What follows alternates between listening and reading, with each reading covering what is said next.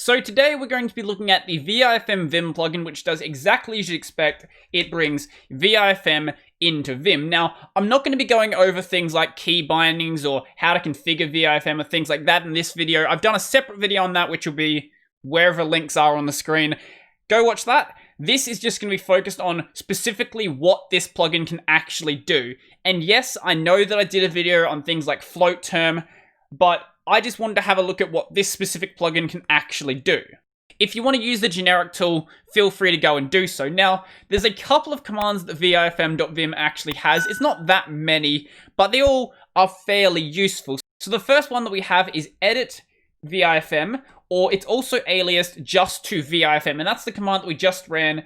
And if we basically go and run this now, and then we go and select a file, let's say we select the bash profile here. Basically, it's going to go and open up that file in the buffer that you actually opened up Vifm from. So if we say have a separate tab here, and then we run Vifm in here, basically it's going to open up the file inside of this tab. And if we had a split, it would open it up in the split, so on and so forth. Now this command, along with all of the others, accepts two arguments. The first one is the left pane directory, and the second one is the right pane directory. So basically, it's where Vifm is going to be opened up in, but I don't actually ever use the right pane, so there's no point even really showing that one. I don't actually remember how to even open it up. Basically, I always use the right pane for my preview, but as you can see, I opened up in my scripts directory where this file was actually opened up from my home. So basically, if you want to go and open up some other point in your file system, this is the quickest way to go and do so. Now, you can actually go and open up multiple files from here. So let's go and open up,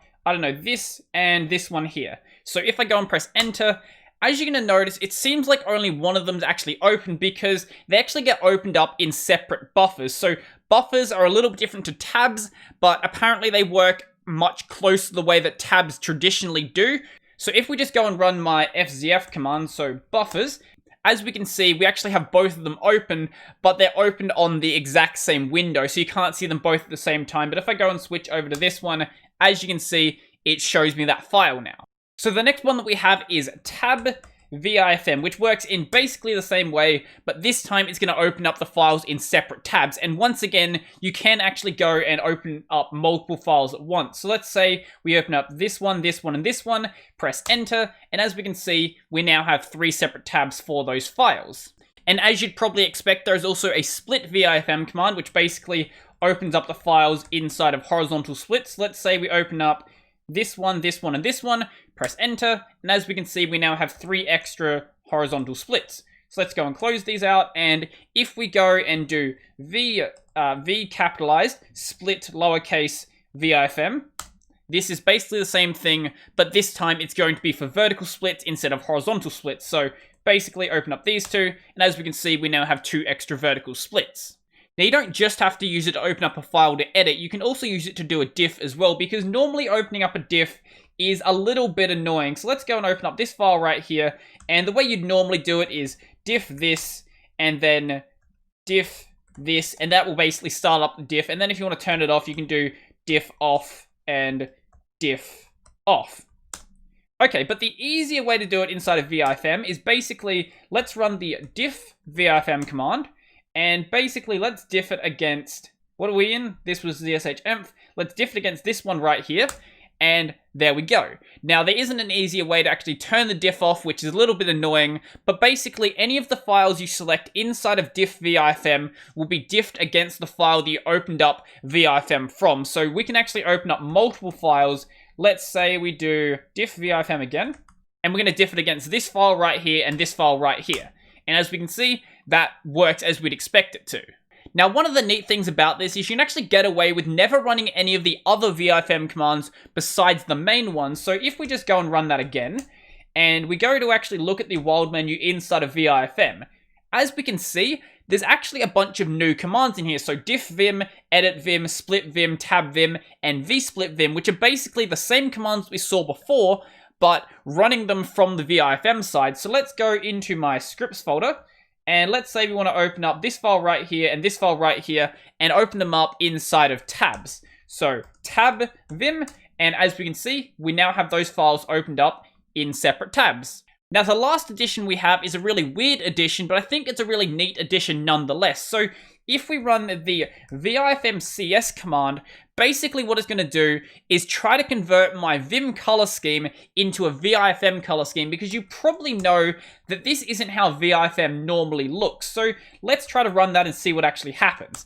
And as you're going to notice, it actually fails because I have term GUI colors enabled, which basically means that I'm running Vim in true color mode, but Vifm doesn't actually support true color. So make sure you actually go and disable that before you try to run the command. So I'll just comment this line out. Once you've actually converted the color scheme, you can run it inside of Vim in true color mode, but if you want to convert the color scheme, you have to make sure that is actually disabled. So let's go and quit out of this and reopen up that and run Vifm CS and give that a second.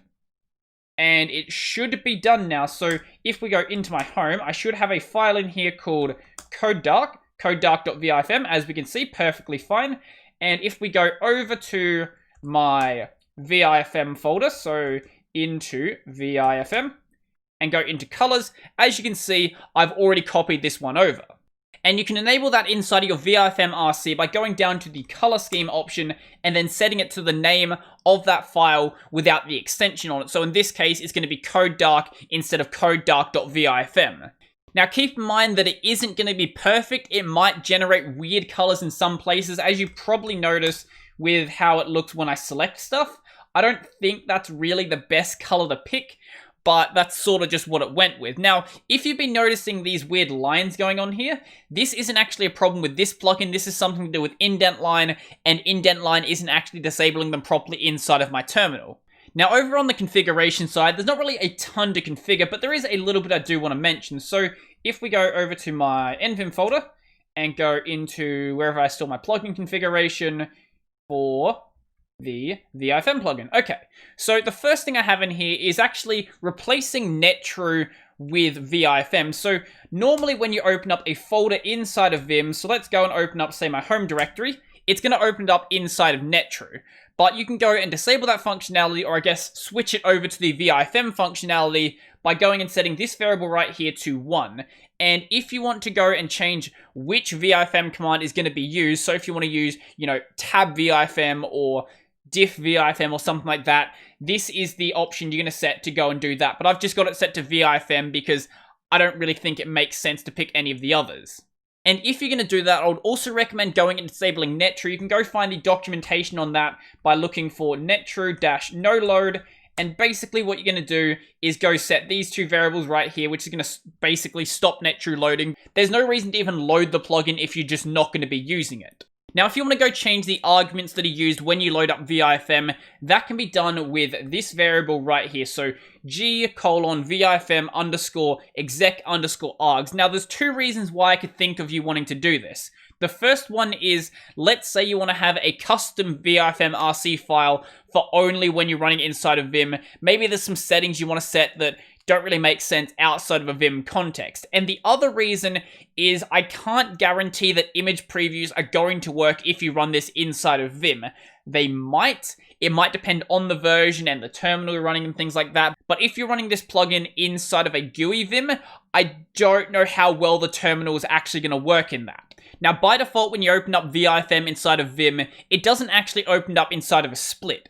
The only reason it's doing that is because of this setting right here. So Vifm_embed_split. So I'm going to go and comment that out, and I'm going to open up a new Vim buffer and show you what it looks like without that. So Vifm, basically, it's going to take up your entire screen.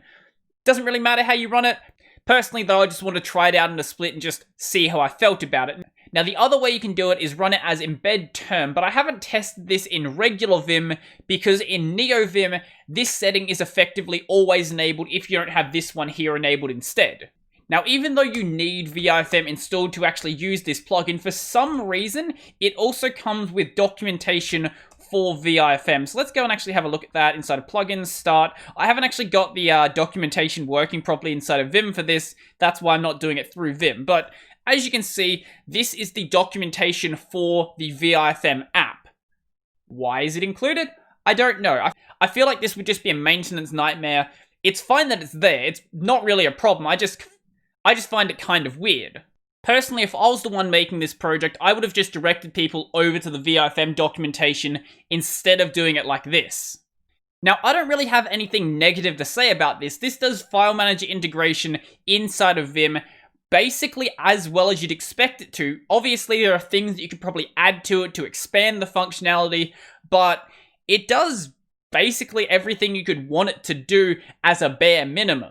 So I think it's probably good as it is. Now, I do really like the idea of adding those commands into Vifm, and I think it's like that because the developer who made the Vifm Vim plugin also made Vifm itself, so they have a good understanding of how both of them actually work. So if you like Vifm and you want a file manager inside of Vim, I don't see any reason not to use this. I would really recommend it. Personally, I've got my problems with Vifm, which I will talk about in another video coming up soon, but if it's your favorite terminal file manager, I don't see why you shouldn't be using it. So I think that's pretty much everything for me, but before I go, I would like to thank my supporters, so a special thank you to Chris, Donald, Joachim Kilbinion, Andrew Craig, Nathan Monster, Chico Bento Joseph, Peter D. Rode, Tony, Brennan, John, Marek McKell, Nate Dog, Nephite, Poe, Tees, and Silver. If you want to go and support my work, then links down below to my Libra Pay, Subscribestar, Patreon, all of that sort of stuff. I've got a podcast called Tech Over Tea available basically anywhere you want to listen to a podcast, and this channel is available on Library, Odyssey, and BitChute if you want to watch on a platform that isn't YouTube. So I think that is pretty much everything for me, and I'm out.